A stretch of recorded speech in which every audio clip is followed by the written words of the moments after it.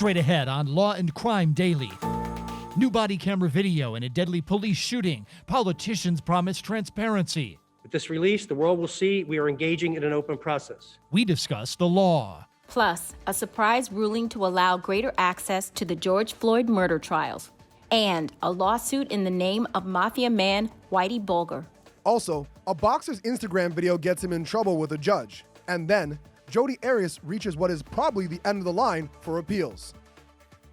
Law and Crime Daily covers court cases. Mafia police have released body camera video of the deadly shooting of Walter Wallace by an officer. They've also released a series of chaotic 911 calls which said Wallace was assaulting his parents in an apartment. Here's how it ended when police responded to those calls. We've frozen the video when the shots rang out and blurred the aftermath. Put the knife down now!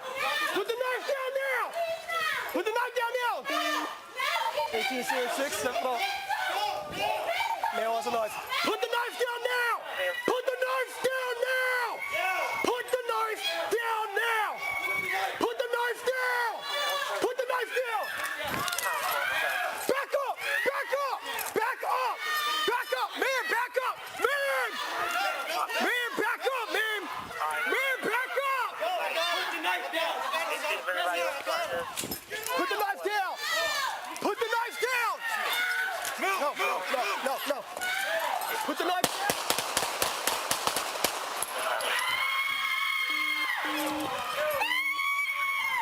18 shot fired.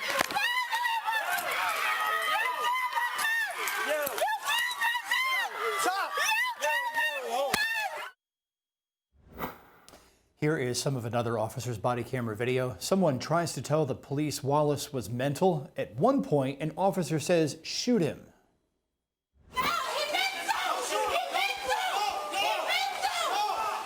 Put the knife down!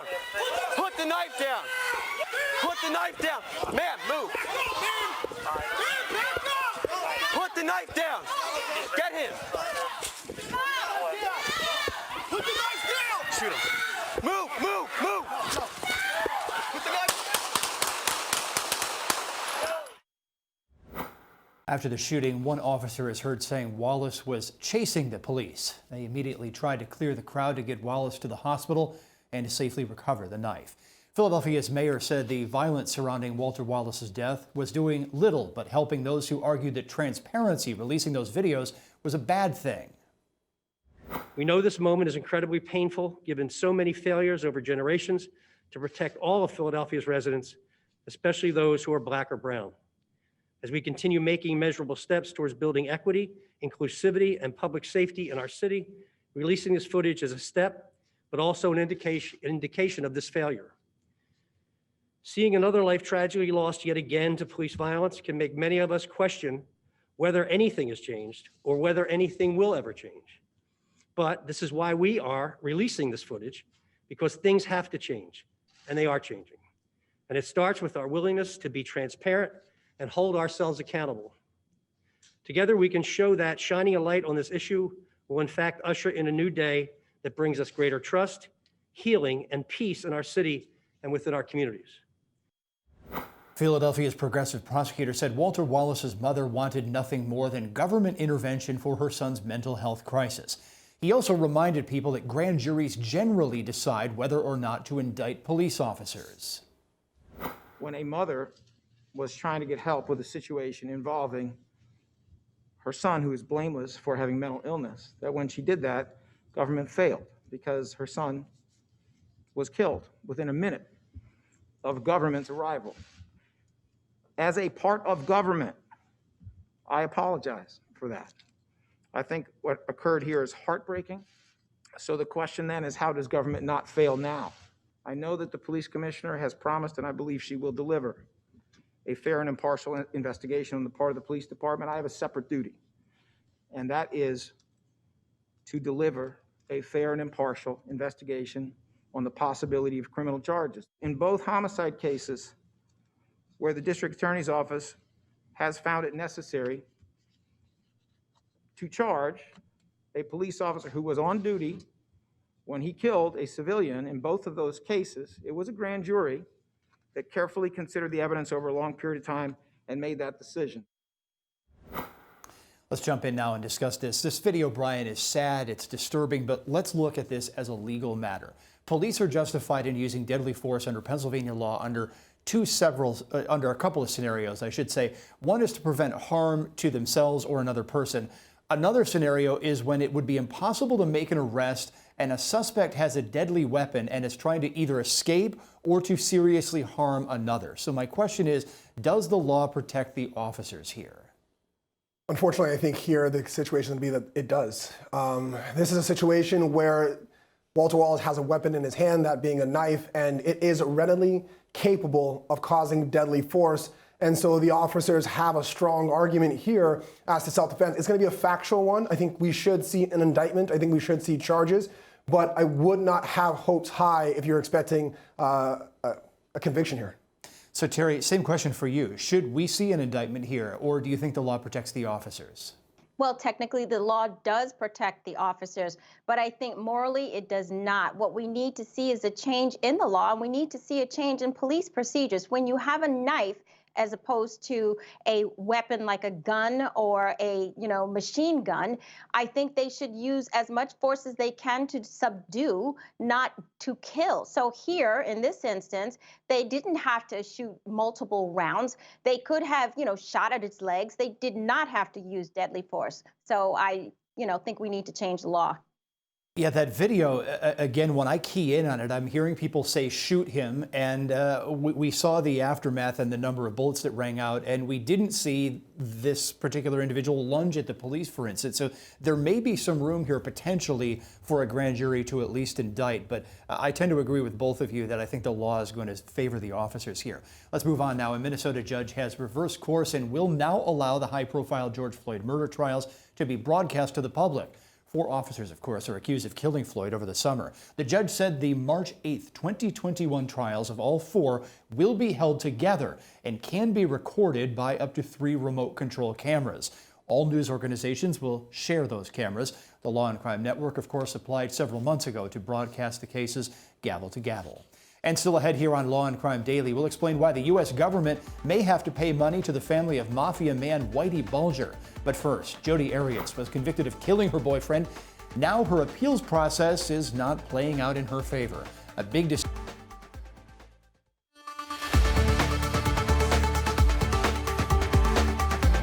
Welcome back, everybody. Convicted boyfriend killer Jodi Arias has pretty much reached the end of the line when it comes to appeals. The Arizona Supreme Court this week refused to review Arias' conviction in the 2008 murder of her former boyfriend, Travis Alexander. The lower state court of appeals upheld the Arias conviction a few months back.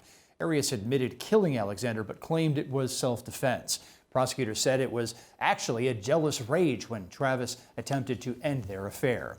Special guest Michael Kiefer is here now, along with Brian and Terry and I. Michael is a writer who's been covering the Arias case. So, Michael, the issues on appeal surrounded prosecutor Juan Martinez's ethics. He gave up his law license, but contested accusations he leaked juror information and harassed clerks. Did that seriously affect the Arias case, in your opinion? Yes. If you look at the Court of Appeals opinion, it was 29 pages long, and 9 pages had to do with Jodi's case. The other 20 pages had to do with Juan Martinez's behavior, not just on leaking. The leaking was to someone in the media was actually part of the bar complaints against him, not really as much as in the appeal.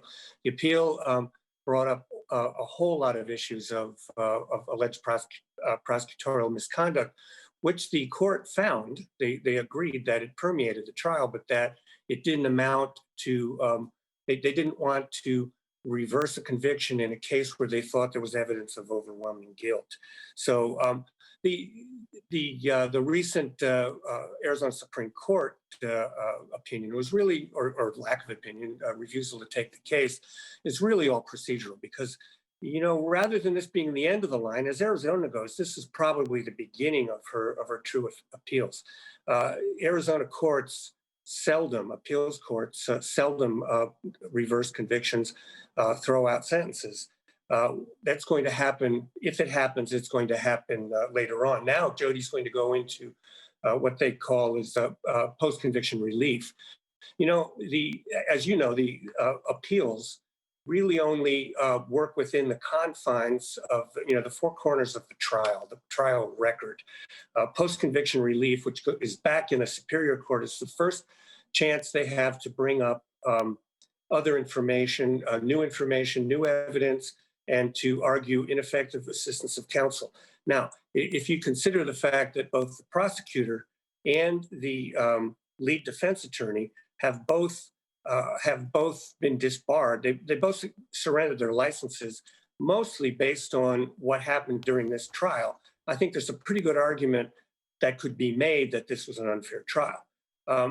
That said, I still don't think it's going to happen here in Arizona. If cases are overturned in Arizona cases, it usually happens in federal court up at the U.S. Ninth Circuit. Not at the state court level. Okay, so Terry, the state's highest court said nothing other than it was simply not taking this case. That's also pretty common, right?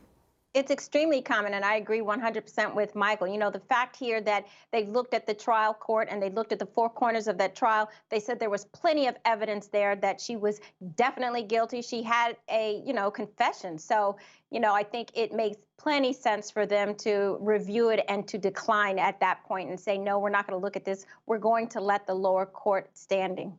Yeah, exactly. So, Brian, what's the chance that she could take this to the U.S. Supreme Court? I mean, there's a great chance that she could take it to the Supreme Court. The chance of the Supreme Court actually taking it themselves is pretty low. I think the Supreme Court's got a lot more cases coming up based on this week that they want to take care of. And the fact that the state court didn't really want to touch it, the Supreme Court's not going to leap over them and grab it themselves. Yeah, exactly. So as Michael said, we could see some action in federal courts here, but this is getting closer and closer to the end of the line, as I said, for Jodi Arias on appeals. Michael, appreciate your time here on Law and Crime Daily. Thank you.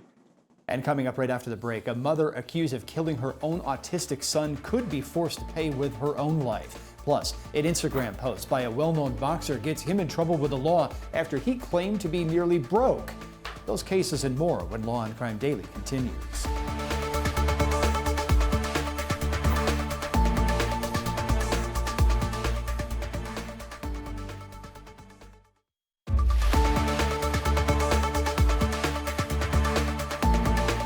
A judge in Cleveland lets a boxer out of jail 2 days after holding him there for not paying $800,000 to a woman he assaulted. Law and Crime's Angenette Levy has more on the case and what Adrian Broner says about paying the money.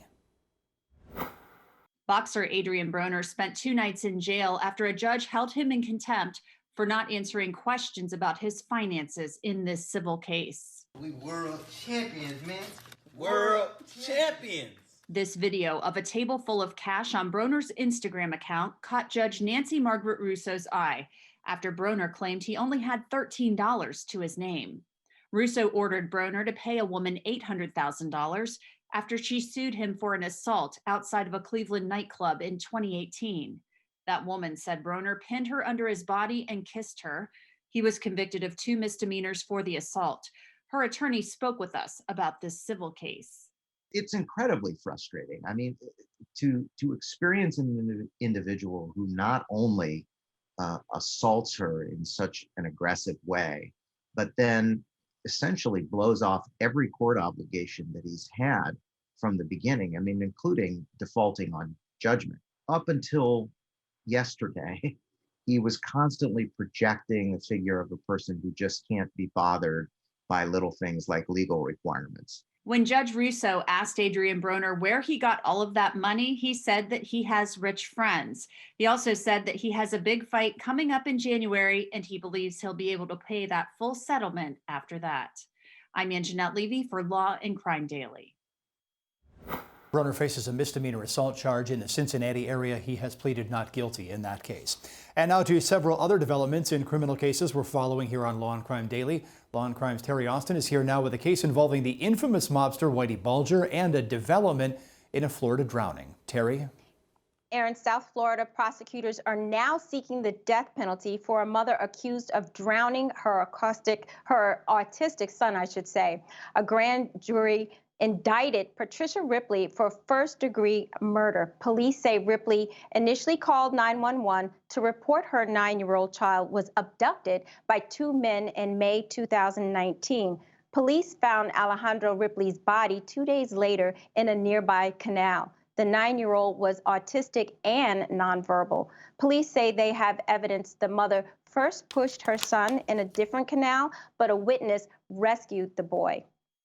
Detectives believe she drove to another canal and completed the drowning.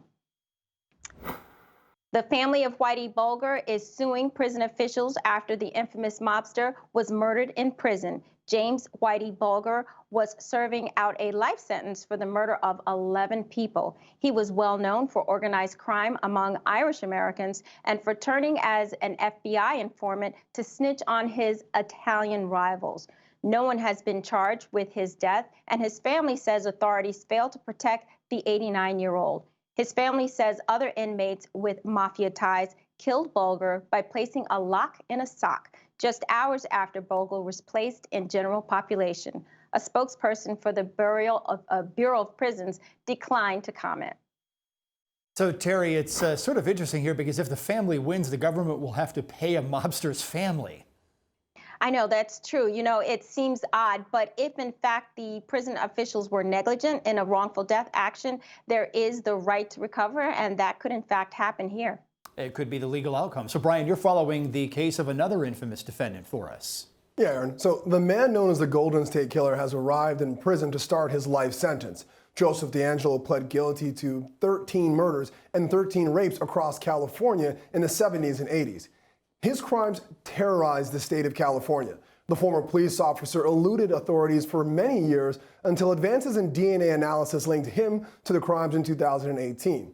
He was sentenced to multiple life sentences in a plea deal that spared him the death penalty. DeAngelo is now in the custody of the California Department of Corrections, and according to the department, his final prison placement will be determined based on his security, medical, psychiatric, and program needs.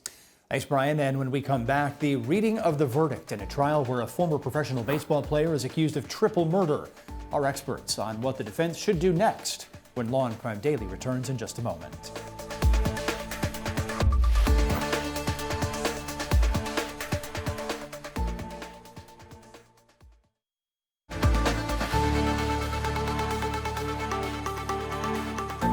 A verdict in the trial of a pro baseball player accused of using a bat engraved with his own name to murder 3 people. Prosecutors say Brandon Willie Martin slugged his father, his uncle, and a security system installation man to death. Martin now faces the death penalty in a second phase of his trial. The defense already raised mental health issues, but did not argue an insanity defense in the first or guilt phase of the trial. The jury deliberated about 4 hours. Here was the verdict. Superior Court of California, County of Riverside, the people of the state of California versus Brandon Willie Martin. Verdict: we, the jury, leave unentitled action, find the defendant, Brandon Willie Martin, guilty of a violation of murder of Barry S. as charged under count 1 of the amended information. Verdict: we, the jury, leave unentitled action, find the defendant, Brandon Willie Martin, guilty of murder of Michael M. as charged under count 2 of the amended information. Verdict: we, the jury, leave unentitled action, find the defendant, Brandon Willie Martin, guilty of murder of Richie A. as charged under count 3 of the amended information. The jury found Martin guilty of all 7 charges. Now comes penalty phase, where the jury will recommend either the death penalty or life in prison. Psychologist and law and crime expert Dr. John Delatorre says the defense should conduct a psychological evaluation of their client to question his criminal responsibility. There's some real issues when it comes to someone being held on a 72-hour psychiatric hold, but then being released 1 day early. That's probably not enough time to stabilize on medications. So I think there were a lot of issues that kind of fell by the wayside and led to this unfortunate incident happening, where this baseball player is not getting the psychiatric help that he needs. It could have been caused by the drug specifically, or it could be self-medicating because he has a much larger psychotic issue. But either way, he should have been treated better at the hospital. And the defense probably should have had him evaluated to determine whether or not he knew what was right from wrong when he was committing that act. Because it's possible that he has this delusional idea that he can never play baseball again, which is why he ended up committing the crime that he committed, because in his mind, those two things are linked. They need to die, and I can play baseball again. And if that's the case, there's some serious psychological issues that should have been evaluated.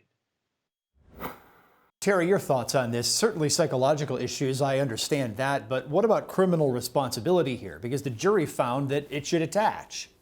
Yeah, I agree. I think at the end of the day, he's convicted, and whether he serves a life sentence in jail or whether he gets the death penalty, we're in California, so we know there's a moratorium. But I think the real solution here is to make sure he gets the mental assistance that he needs as far as, drugs or whatever it may be, while he's incarcerated either in jail or a mental health institution. That's the hope. Now, Brian, what should the defense do coming up in this next phase of the case? I think the defense has got to mount a strong factual as well as a scientific defense here to say, hey, this is what happened.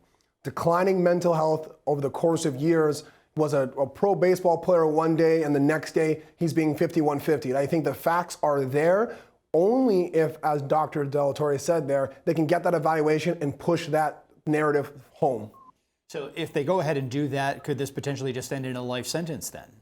If they do that and they prove that he was mentally insane or there's a mental disease or defect, if California is similar to like we have in New York, it's not going to be a jail cell so much as going to be a mental health facility. It's going to be different services afforded to him. All right, Brian and Terry, appreciate the insight, and thank you for joining us. In true crime genre, Law and Crime is the only network that has it all. Good evening and welcome. This is a complicated case. Don't really jump to conclusions. We break down the case of a serial killer. Another day of drama between both sides. From multiple live trials daily to original and compelling programming, the Law and Crime Network is everywhere, and we invite you inside the jury box. This is Law and Crime.